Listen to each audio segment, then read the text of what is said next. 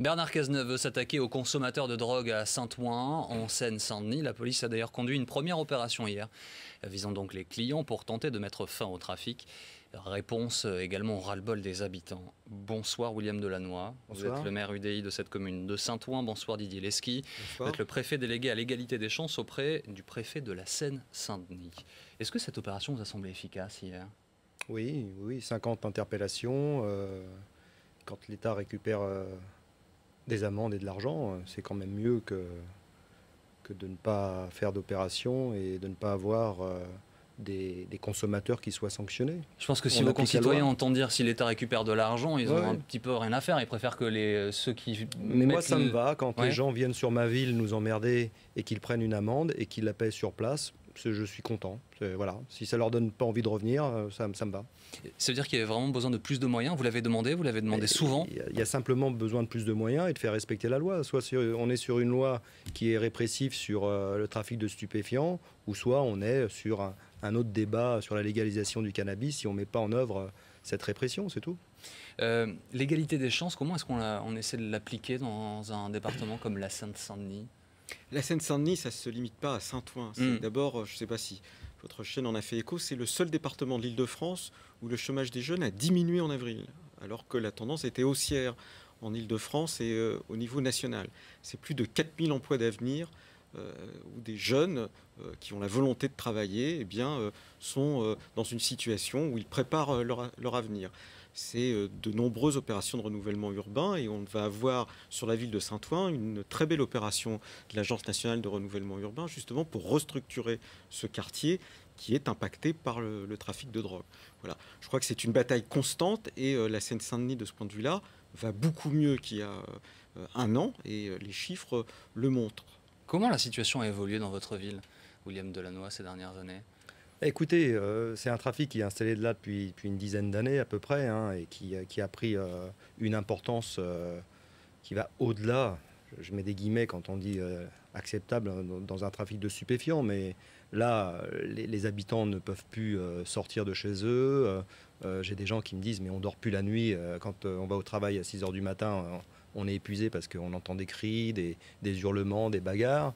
Donc voilà, c'est une exaspération qui est due à un trafic qui, aujourd'hui, était organisé en 3-8, c'est-à-dire 24 sur 24, 7 jours sur 7. Vous l'avez dénoncé à de multiples reprises, j'imagine ? Moi, je suis maire depuis un an, mais quand j'étais dans l'opposition, je disais à l'équipe d'avant qu'ils n'étaient pas très actifs pour mettre de la vidéosurveillance et aussi, c'est étonnant qu'une commune communiste n'ait jamais mis en place la politique de la ville, c'est-à-dire mettre des moyens aussi pour faire du préventif et des actions sociales. Bon, nous, on s'est engagé avec le préfet Lesky à mettre en œuvre cette politique de la ville, parce que pour moi, il y a deux piliers, il y a la sécurité et la prévention. Vous validez ces propos de la tête ? Tout à fait, c'est ce qu'on fait, c'est ce qu'on a commencé à mettre en place, à la fois en matière de médiation, d'aide au retour à l'emploi, de soutien scolaire. Je pense que c'est important. Et il est aussi important de souligner que ce qui impacte la ville de Saint-Ouen, c'est justement ce flux continu de consommateurs. Et le ministre de l'Intérieur a raison de dire qu'il faut arrêter ce flux, parce que le trafic de drogue à Saint-Ouen, c'est un transfert de richesse de jeunes des quartiers comme, disons, le Collège Montaigne, si vous voulez, dont vous parliez tout à l'heure, qui viennent à Saint-Ouen et qui vont acheter de la drogue. Et quand ils achètent de la drogue à Saint-Ouen, eh bien, ils facilitent un trafic dont les premières victimes sont aussi les très jeunes de Saint-Ouen. Nous avons des jeunes de 10-12 ans qui sont là en train de faire les guets ou les rabatteurs au profit je dirais d'escrocs, il n'y a pas d'autre mot, enfin de délinquants qui profitent de leur jeunesse. Donc nous faisons un travail préventif important que nous avons mis en œuvre et que nous allons continuer à mettre en œuvre, en particulier en matière de médiation et dans les halls d'immeubles. Nous avons mis en œuvre, avec la mairie, un travail de soutien scolaire important que nous allons continuer. Et donc, nous sommes à l'écoute des associations. Je sais que vous allez recevoir tout à l'heure l'association Saint-Ouen Debout qui aura un rendez-vous en préfecture dans les prochains jours, justement pour discuter de tout ça concrètement. Parce que ça passe aussi par la mobilisation des habitants.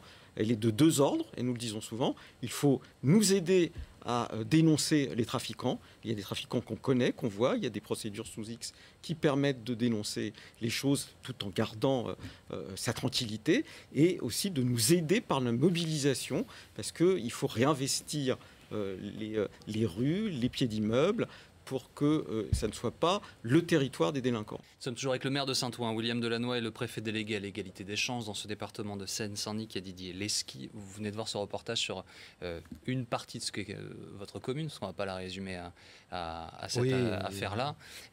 Quand vous voyez ce guetteur qui se remet en place ce matin, alors que l'opération de police a eu lieu hier, ça vous inspire quoi ? Ça m'inspire tout simplement qu'on est dans un bras de fer entre une mafia et l'État. Moi, j'attends que l'État gagne ce bras de fer, tout simplement. Ça passe par quels moyens ? De façon pérenne, j'entends. Une opération de police ponctuelle, elle a des effets, certes, mais dans la durée, j'imagine que ça n'est pas ce que les habitants attendent.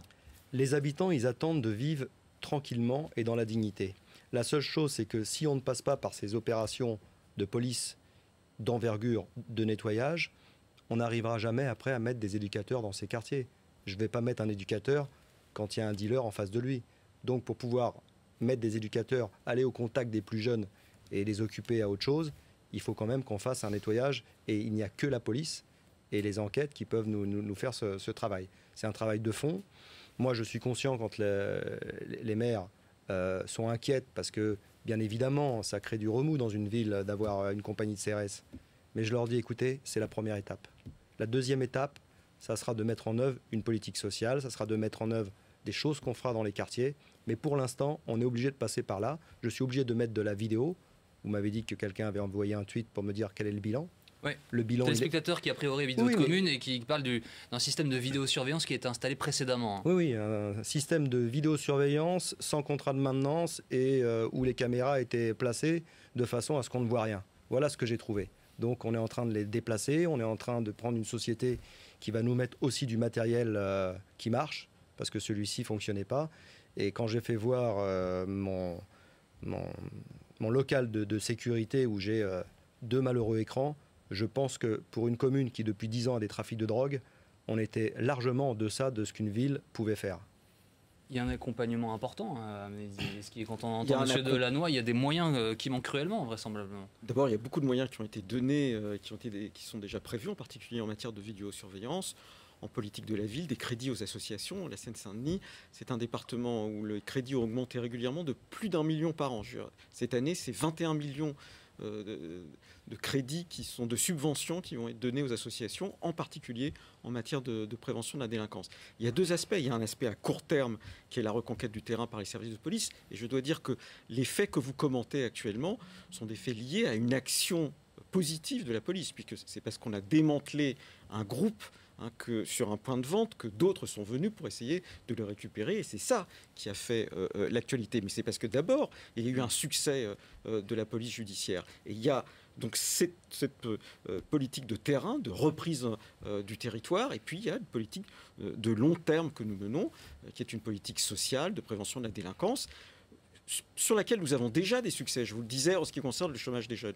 Mais je le redis, j'ai entendu le reportage, certaines personnes qui disent « moi, au fond, ça m'est égal d'aller acheter de la drogue, etc. » Mais en fait, ce qu'il ne comprend pas, c'est qu'il hypothèque l'avenir de ce jeune garçon qui, par facilité immédiate, va servir pour d'autres de chauffeurs, comme on dit, c'est-à-dire de rabatteurs ou malheureusement, si on attend que chacun prenne conscience de ce type de choses, c'est pas demain qu'on va démanteler les trafics de drogue. Mais la société, ça appartient à tout le monde, et c'est ça qui est les citoyens. La citoyenneté, c'est ça, c'est que chacun est aussi responsable de ce qu'il fait et de ce qu'il fait aussi aux autres quand il fait ça. Et il y a aussi l'action de l'État. Je dis pas spécifiquement c'est du travail social à Saint-Ouen, et vous allez nous le dire, mais la citoyenneté collective qui doit se manifester. Il y a aussi dans un certain nombre de villes de banlieues parisiennes et d'autres grandes agglomérations des habitants qui disent: l'État nous a laissés, on n'a plus vraiment d'école, on n'a plus vraiment de services publics, il n'y a plus la poste, on n'a plus de C'est pour ça que je vous redonnais les chiffres de la Seine-Saint-Denis pour vous montrer qu'en Seine-Saint-Denis, l'action de l'État a fait régresser le chômage des jeunes au moment où le chômage des jeunes, malheureusement... Est-ce que ces services de proximité, est-ce qu'ils existent vraiment suffisamment selon vous ? Oui, non, mais les services de proximité, ils existent. Seulement, on peut parfois regretter que le laps de temps quand un enseignant est absent est beaucoup plus long que de l'autre côté du périphérique. C'est-à-dire que si on attend 3 mois pour un remplacement, de l'autre côté du périph', c'est peut-être 3 jours ou 3 semaines, mais sûrement pas 3 mois. Donc on souhaite, nous, les élus locaux, avoir aussi parfois la même république, quel que soit le côté du périphérique. Cette notion est importante.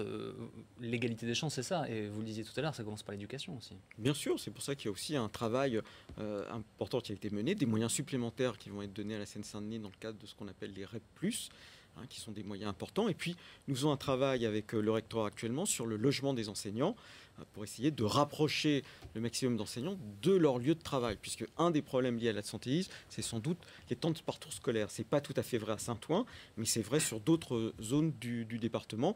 Il y a un travail important à faire. Mais je crois que ça fait partie de la responsabilité collective de tout un chacun de construire la société que nous voulons demain. Voilà. Et ce n'est pas simplement de dire il va y avoir l'action de l'État. L'État, c'est vous et moi.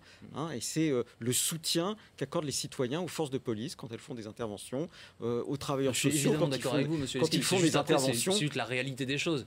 Mais la réalité, constater que malheureusement les choses ne sont pas aussi simples, aussi jolies que ça. Bien sûr, la réalité, monsieur, il ne s'agit pas de s'en satisfaire. Vous avez un rôle comme j'ai un rôle. Le rôle collectif, c'est de dire nous avons une responsabilité ensemble, et en particulier vis-à-vis de nos jeunes, et en particulier à Saint-Ouen, c'est de savoir quel avenir nous faisons et quel travail nous faisons pour construire leur avenir. Et la réalité aussi, c'est qu'on a 2000 milliards de déficit dans ce pays et qu'on n'a peut-être plus non plus les moyens financiers d'une politique qu'on rêve d'avoir. Merci beaucoup. Merci à tous les deux d'avoir été avec nous ce soir en direct dans Grand Angle sur BFM TV.